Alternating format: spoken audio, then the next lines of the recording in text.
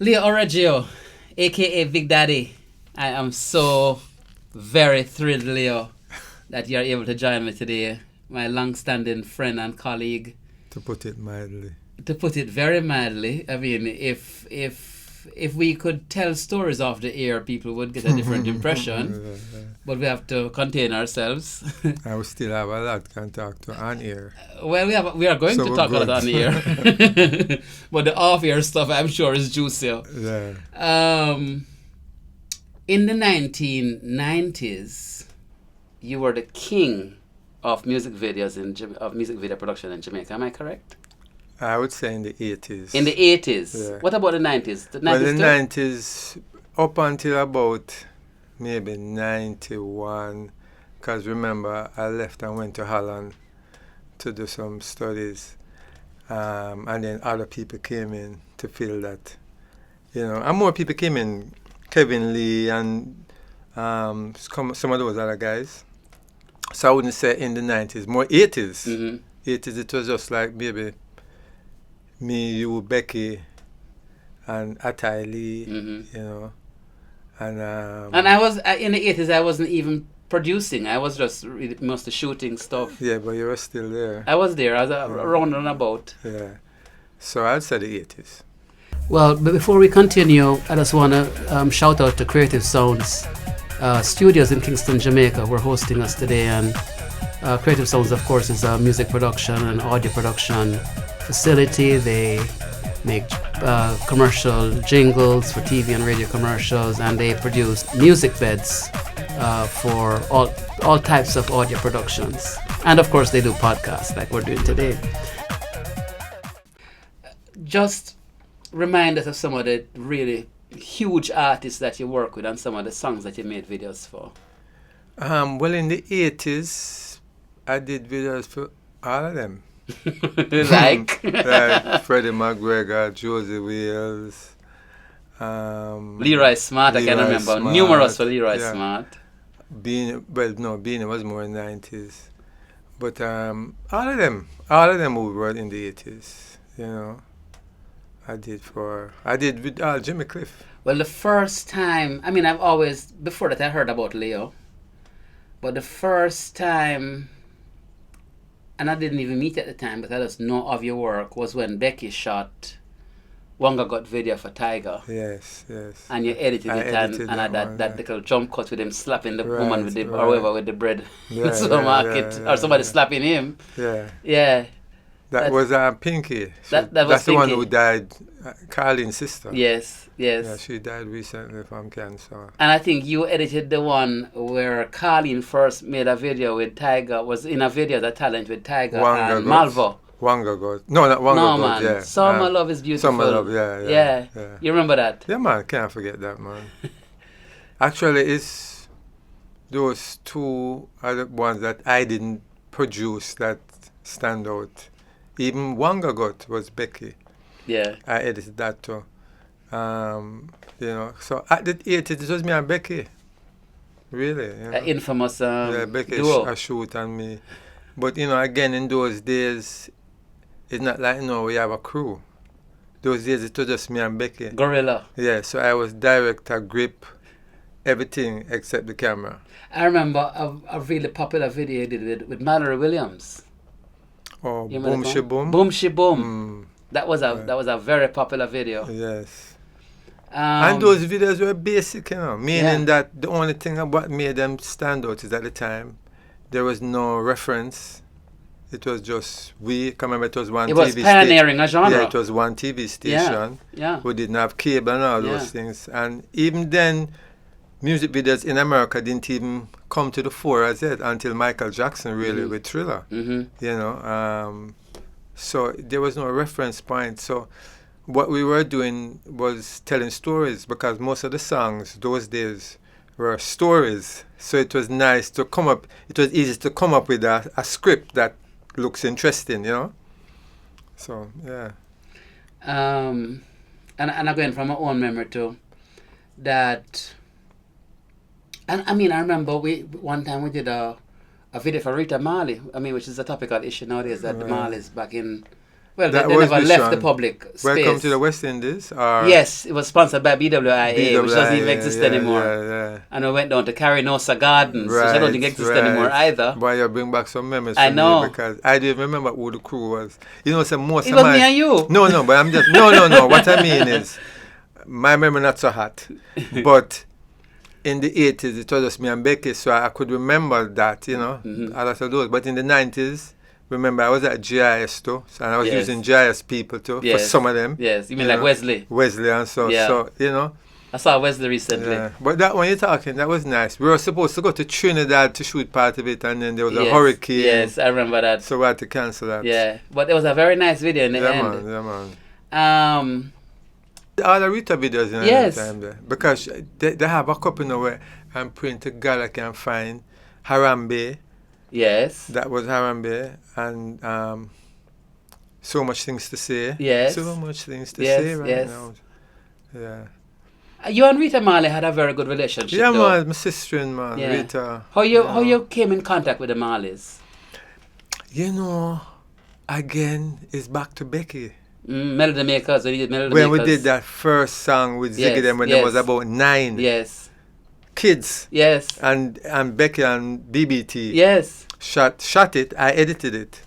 And that's how I got kind of close to Rita, you know, at the time. And from there, man, she just said, Leo, you more do my thing them, you know. And just, you know. Because you have that kind of magnetic personality. And your work it speaks for itself. Yeah, and we're just two Leo, so maybe we'll get that. Maybe that's the thing. Yeah. I remember also one time I shot a piece of a video for you, for Melody Makers, Small People. Small People, yeah. Yeah, that was also a nice video. Yeah, that one was cool, yeah. Jose did shoot a piece of it. Yeah, and his daughter was in it too. Oh, yeah? Yeah. And Becky's little son was in it when he was a baby. Frank, who also works in the industry now. Yeah. Yeah, that was some nice times. Yeah, man. But many people might not know, but you were a public relations professional as well, working with... Well, my academic training is in communications. Yes. Well, tell us about your academic training. But I tell you something, you know, so if people ask me, say, what am I? You know, some people, that's about a director. I wouldn't say I was ever a director, you know. I produce a lot of videos, but my training is really in communications, health communications, you know. And I've always had a 9 to 5. So it's not like I was doing videos for a living. I was doing it because we love it and we had access to equipment, and a lot of artists didn't have access to equipment. So I provided that access, you know. So a lot of the videos, it was just for fun. It wasn't business, you know. But in terms of my academic thing now, we went to UA. And from there I went to Holland, did some studies there, came back, and then in health communications, I got a fellowship while I was at UA to go there and do a thing in, what was the title of it? Health advances, it was health communications, but with a TV aspect, because I have TV radio. So when I went there, I came back now with a certificate in health communications using media. And my mother, you know, at the time she was a senior government official. So she got me a job with the Ministry of Health. So I was there like the PR communications specialist. This is when you used to work with the minister directly? Yeah. I was Which minister was that again, remind me? Easton Douglas. Yeah. And also, I remember I was there to Lecky. And while I was there, and I was doing the same things that, you know, like producing them PR campaigns and communication campaign, but I was on contract. And while I was there, the executive director of the National Fire Planning Board, may she rest in peace, Beryl Chavans, she always said to me, Leo, when your contract up, don't renew it, you know. Come to Family Planning Board. And I did that because, you know, when you're working for the minister, it's kind of political, and I wasn't really into that, you know. So as my contract up, I just went to Family Planning Board, and I was there for 20 years doing them campaigns, TV commercials. And you had a weekly show for teens called... Teen Scene. Tell me about Teen Scene. Well, Teen Scene, what happened when I went to Family Planning Board, you know, That wasn't really into the media thing. Like when they had their forums, it was like some big thing in micro auditorium with the kids running up and down and people, trying to control them and talk to them. So I said, no, focus, media. Instead of doing that, we're going to use a TV program to focus on the youths, make them produce it too, and we just manage it. So that is how that started. It started off by a kind of a youth forum, which we did at JBC at the time. And then we moved now to a more magazine-style program, which you're a part of too. And so we did that, and that went on for about 12 years. And it was aired on TV, CBM and TVJ. And TVJ. And JBC before that, I think. No? Or no, was TVJ no. By that time, JBC was defunct. Was defunct, okay. Okay. But you did a lot of other stuff at Family Planning Board. I mean, expos and displays. Yeah, well, as I said, my job was, I was the communication. I was in charge of communication. So we did all them training materials, text, videos, TV commercials, all of them. I was responsible for that. And liaising with some of the outside people who were contracted, like some of the advertising agencies and so. How you started in media, Leo? How you first got involved? Hey, I was a restless kid. And my mom shipped me off to Canada because I was involved in a gang thing and all them something. And my mother shipped me off to Canada. And I was in Canada. And when I came back home, involuntarily, and this was 1976, when everybody was running left Jamaica. Okay, I remember at the time. Yes. Yeah, Michael Manley and socialism and all them things then. So it was hard to get a job, but again, as I said, my mom was a senior, not government official, civil servant. Mm-hmm. And she got me the job at JBC, So when I went there, I started as a tech-up, because it was still film. Mm-hmm. So my job was to, when news was on a reel, so it was to run the projector and stop it and, and cue it and get back again. And which was interesting because, the film can burst. While the news going on, and it's like, what big excitement, and they might forgot to a caption and, that kind of thing. So that was good. But how I really got into video now, because after I left that, I started, after I left, went through that phase of tech up, because that's like the first step. And then after that, now I graduate to editing, because the start film, video came in now. So what they had was like two machines. What do you call it? AB roll, what do you call it? AB roll for for the mixing and the dissolving right, and so, mm-hmm. Right, so you just from tape and you cut on the next tape, and which was interesting. And then I moved from that now to master control, where you actually now put the stuff on the air. You manage, you have the log list for the night, so you run the commercials, which was nice because like you mix in the content, the output. Yeah. But how I got into video now is JBC at the time used to do a lot of local productions. Where it's at, down Butner used to do a lot of local productions. So, I wasn't a part of it, but I used to watch it. And then I remember one day, they used to bring in like bands, reggae bands, and record them to put on here. And I never forget, I got Pablo Moses and the Revolutionaries. They came one day, and I went in the studio. I got a chance to go in the studio and stop and watch them. And I said, this one though. Not be an artist, but to film the artists them, but I didn't have the opportunity. And then Desmond Elliott, rest in peace too, he was the production manager. So I went to him one day and said, boy, Desmond, I'd like try a thing in the studio, Because them days, even from the 70s, when I was in Jamaica, I used to go a lot of dance, So I get to know some of the artists them. And then, when you're at JBC, everybody want to know you, Yeah. Every artist want, because, JBC, them can get them thing play and whatever. So there was this group called, so Desmond said, yeah man, you can get a couple of hours in the studio. Can't get a crew though, so you have to organize. And there was this group named Still Cool. They did a song about to be poor is a crime. Freddie McGregor made it popular. So I took them in the studio, got a caption made, Mark Ras Reggae, and we just filmed them. I sing a couple songs. handset. Multi-camera. Just something like this. Multi-camera or single camera? Single camera, man. Wow. That's a one-shot thing. But I was so happy. Come get for, Yeah. And then now, after that now, being the adventurous person that I was, through them gone video now, them had cameras and things. So we used to thief out the camera them. And go road. I don't know if you remember a guy named Roy Brown. Yes. He had a program named Trails. Yes. So I said, Roy, come. Yeah, the magazine show. I was an American Trails, guy, yeah. so I was so excited. Yeah, So I said, Roy, come. And then I had the camera book.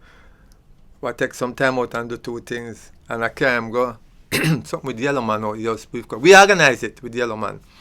Him and Tristan Palmer. And we film it.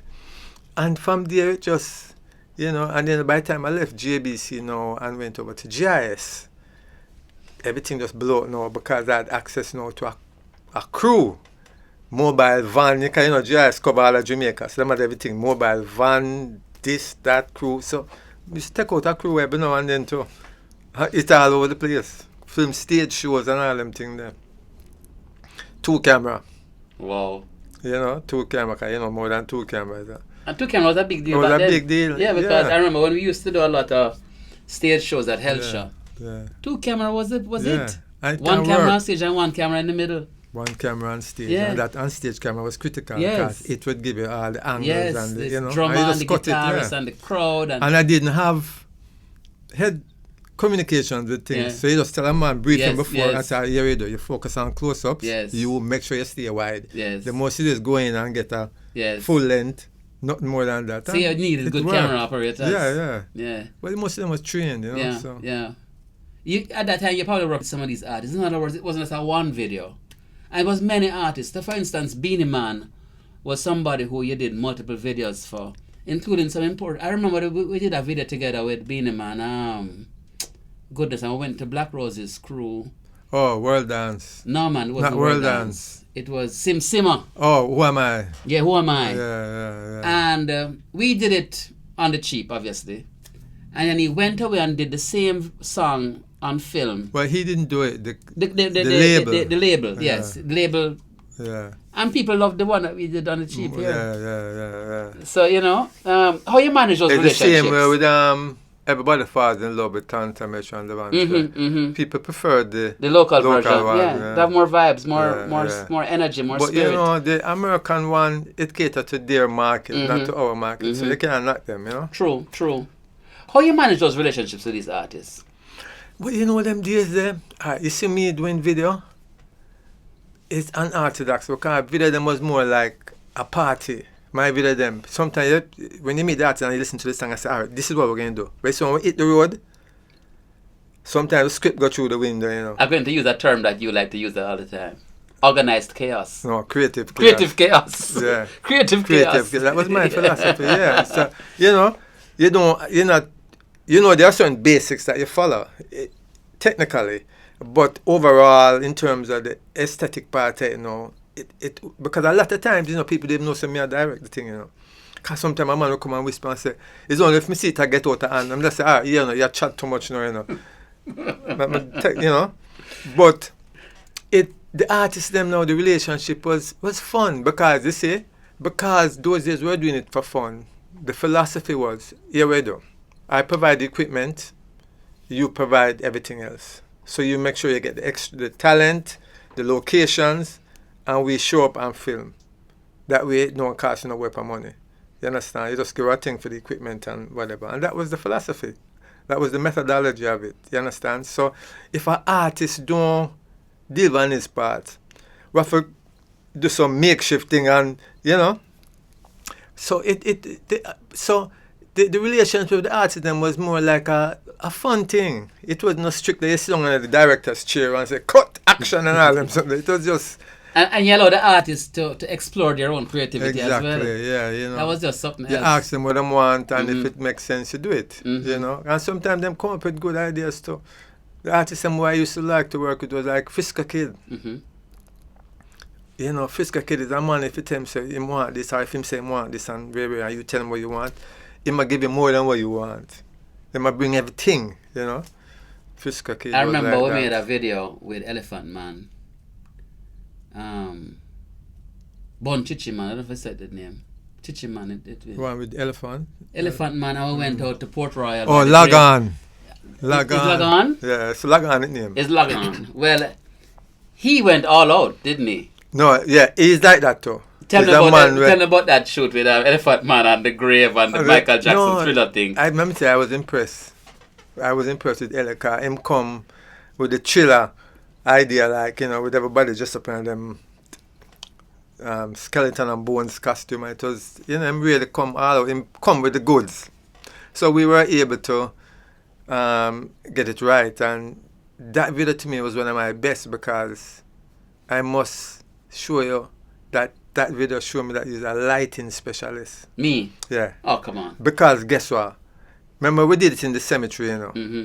So we had to capture the right mood with the lights, with the fog machine. Yeah, I remember that. And it came out fantastic. And what impressed me, though, was that we went downtown to an abandoned building to shoot us a gang scene that he choreographed. That was a different video, though. Was that a different video? Yeah.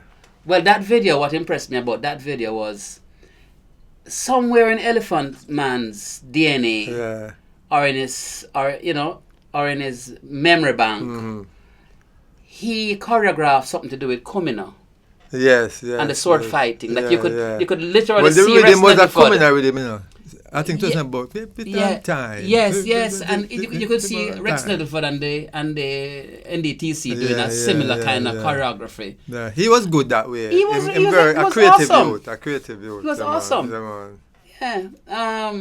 And then you had the Leroy Smart videos that we talked about earlier. That was also all about his Volvo. All about his dancing. And that too. No, but let me tell you, I shoot video with Leroy Smart. The first set is just him just want to dance throughout the whole video. No script. Not person no Leroy, but I have a storyline. You know. So some of them we did get a storyline thing going. And you collaborated with guys like Errol Russell, used to shoot a lot for you too. Errol, yeah. Yeah. Okay, them, you know, the man that come from film training, film background, so he know composition and all these things, and him, you know, toss him at the own equipment and things. Which helps. Yeah, especially when you have the money. I know. And then you really made this really, really nice video with Beanie Man, photographed by Chris Brownie, the cinematographer Chris Brownie. Oh, for Island Records. Yes, it was a film video. Yeah, that was 60mm, Get I Us believe. Slam. Get Us Slam. With a piano and a smoky Give me scene. the girl with the Yes. Yeah, we shot that on 16mm. Yes, you have a serious body of work in a Leo. Yeah. So recently now you have set up a YouTube channel. Yeah. Tell me how that going and what you put on it and so on. Well, first of all, I have to say, boy, I'm so sad in the sense that if back in the days I had that vision of later on in life I would be doing something like that, I would have preserved my tapes much better. Because can I tell you, I'm sure I've thrown away about at least 50 tapes because them started to mold, and every day I sit down and say, what precious things were on those tapes, you know? But the thing is, I had so much tapes, so I still had a lot. I still have a lot, even right now, that I'm trying to restore. So the channel now, I had it from 2014, but I didn't use it because I was, you know, my 95 had me busy. So about 2 years ago, after I retired from the 95, I said, you know, I must start put up these videos. I wasn't even thinking about monetization because maybe I know about that. You understand? But just for kind of preserve my legacy, for want of a word. So I started put them up, and the response was like, I put it up today, and within a week I had 1,000 subscribers, which qualified me for monetization. So I said, all right, let's do this. And from then, you know, it grew exponentially. But what happened now, the good 80s tape and 90s tape, I ran out of them because the rest that I had were, as I put them in the machine, them just burst. Or if them never burst, they were molded. So I had to kind of ease off of that and start shooting other stuff, like, you know, and my viewership kind of fell, you know. So now that I'll tell you about this exciting thing now where I find somebody who can help me restore back some of my tapes them. So hopefully I can get my 80s and 90s thing going again, because I have much more, you know. But I call the channel a video library because it's not giving you what you want. It's showing you what I have or what I have done. So, you know, that's really what it is. So it's not just I show a lot of stuff, not just music videos. And no, I want to go into some other stuff on the channel. I want to focus on other areas of content. So, you know. But you also were a live show vision mixer and director in your time. You did quite a few shows, Sunsplash and right. a lot of Sting, stage shows and Sting and what about the one at Sumfest? I did a Sumfest. The first Sumfest, we worked on it together actually. Yeah. With Tony Thompson. Tony, right. Yeah. Right. How you found that kind of live show thing? Well, I was only a vision mixer on the productions that I was responsible for, like the same 2 camera shoot them in the 80s, with especially the Herald thing them, because he had a vision mixer. So I did the vision mixing and the directing. But like the Sting and the Sumfest, I was a vision mixer. I wasn't the director. But I don't like that. You know, and I can say with our feeling shame that I remember one Sting I did that was like a disaster for Phase 3, because I was doing vision mixing and it was a foreign director, you know. And I remember that I should have spent time learning the mixer. Because, you know, the functional thing, I know everything is work the same way. And when the director said, okay, camera B, camera 2, I'm there that. And sometimes some blank thing spot come on the ear and going like, oh, and the director I say, you know what, party, get somebody to take over this, because I don't want to ruin the thing, you know. And the director, I get fed up to say, so I said, I'm count my losses before them kick me out of the OB van, you know. So visual mixing was never really I like when I can call the shots. Yeah. You know. Even while mixing. You know. Because you were really into rhythm. Yes. And timing. I was going to tell you something. Okay, you see, if you want to say what I was good at, I wouldn't say directing, it's editing. Editing make a production.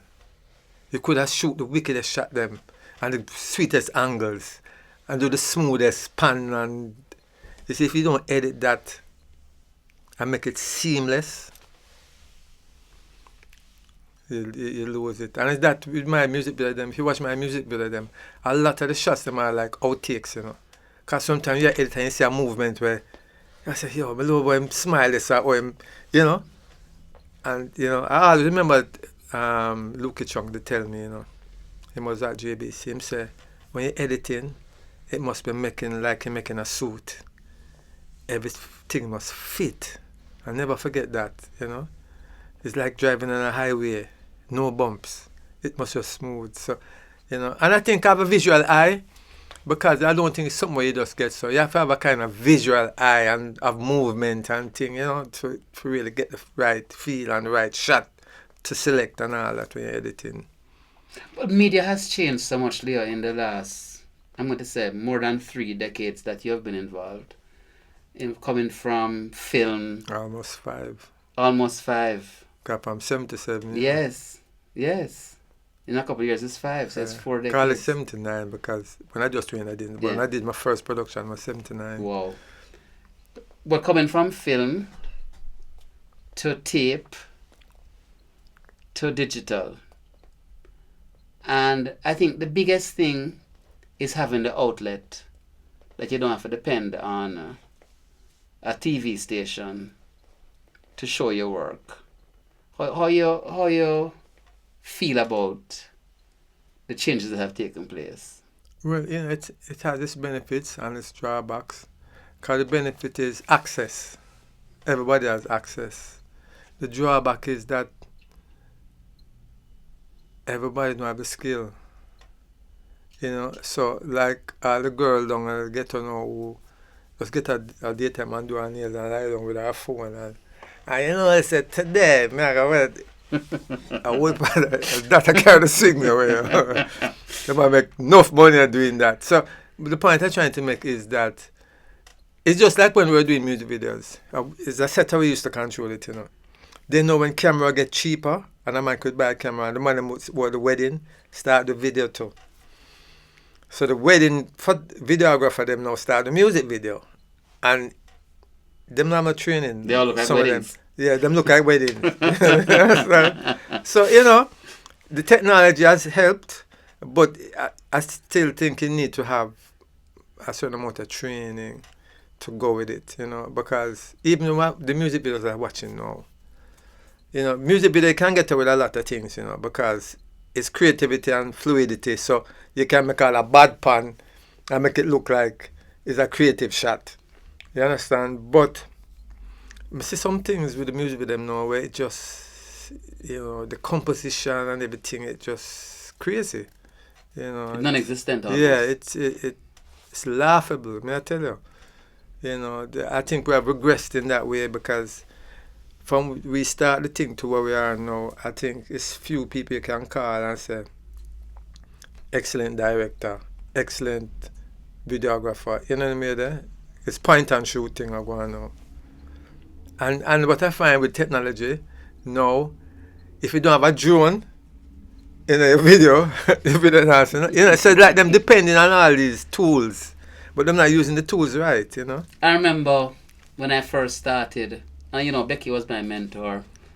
Becky, he learned at Carmack as a person who went there before us that it was message over media.